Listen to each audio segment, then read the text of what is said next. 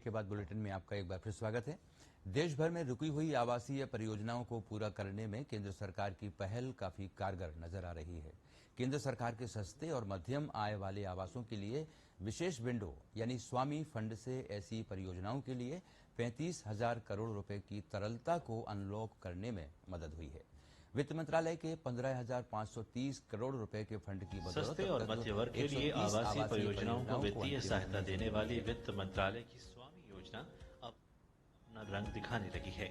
साल 2019 में कैबिनेट के द्वारा मंजूरी मिलने के बाद वित्त मंत्रालय ने धन की कमी से लंबित पड़ी रियल एस्टेट परियोजनाओं को अलग से फंड मुहैया कराने की योजना बनाई। मध्य वर्ग की परियोजनाओं को इस फंड के जरिए प्राथमिकता के आधार पर धन मिलने लगा, जिससे फंसी परियोजनाओं पर काम शुरू हो पाया। फंड को SBI कैप के द्वारा नियोजित किया जाता है और संबंधित अधिकारियों का मानना है कि नवंबर 2019 में वित्त मंत्रालय ने 5,000 करोड़ रुपए की पूंजी से इस फंड की शुरुआत की थी। अभी तक स्वामी योजना के तहत सरकार ने 15,530 करोड़ का निवेश किया है। स्वामी योजना में अब तक वित्त मंत्रालय ने 130 परियोजनाओं को मंजूरी दी है।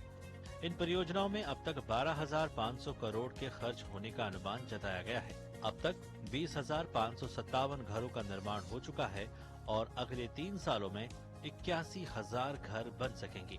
स्वामी फंड का फायदा देश के टीयर 1 और टीयर 2 शहरों में 130 परियोजनाओं को मिलेगा।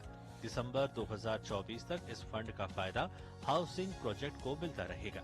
अनुमान है कि इस फंड से रियल एस्टेट सेक्टर में कुल मिलाकर 35,000 करोड़ का प्रवाह होगा।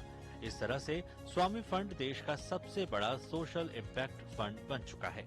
दुनिया में पहली बार ऐसा हो रहा है कि कोई सरकार ने ऐसा फंड लॉन्च किया है। तो ये सरकार की आइडिया थी। सरकार ने कहा कि हम एक स्पेशल फंड लॉन्च करेंगे जो सिर्फ डिलेड प्रोजेक्ट्स, जहां घर या तो अटक गए हैं प्रोजेक्ट्स या काफी डिले हो गए, उनमें पैसा डालेंगे और कंप्लीट करेंगे। जानकारों का मानना है कि इस फंड से रियल एस्टेट सेक्टर में फंसे फंड्स में जान वापस आई। घरों के निर्माण का काम फिर से शुरू हुआ और कंपनियों ने बैंकों और वित्तीय संस्थानों का उधार भी वापस करना शुरू कर दिया। निर्माण कार्य से जुड़े दूसरी आर्थिक गतिविधियों में भी इसका सकारात्मक असर होना शुरू हो चुका है। जानकारों के मुताबिक इस निवेश से 2.5 से 3 गुने का फायदा अर्थव्यवस्था में देखने को मिल सकता है। स्वामी फंड में SBI, LIC और HDFC बैंक जैसे निवेशकों की हिस्सेदारी है। फंड को फंसी हुई परियोजनाओं को 12% सालाना ब्याज पर कंपनियों को बिना किसी प्रोसेसिंग चार्ज के दिया जाता है। खास बात यह है कि ये मदद उन प्रोजेक्ट्स के लिए ही है जो रेरा के साथ पंजीकृत है और जिसमें सभी कानूनी प्रक्रियाओं का पालन किया गया है। अजय मिश्र के साथ ब्यूरो रिपोर्ट, DD न्यूज।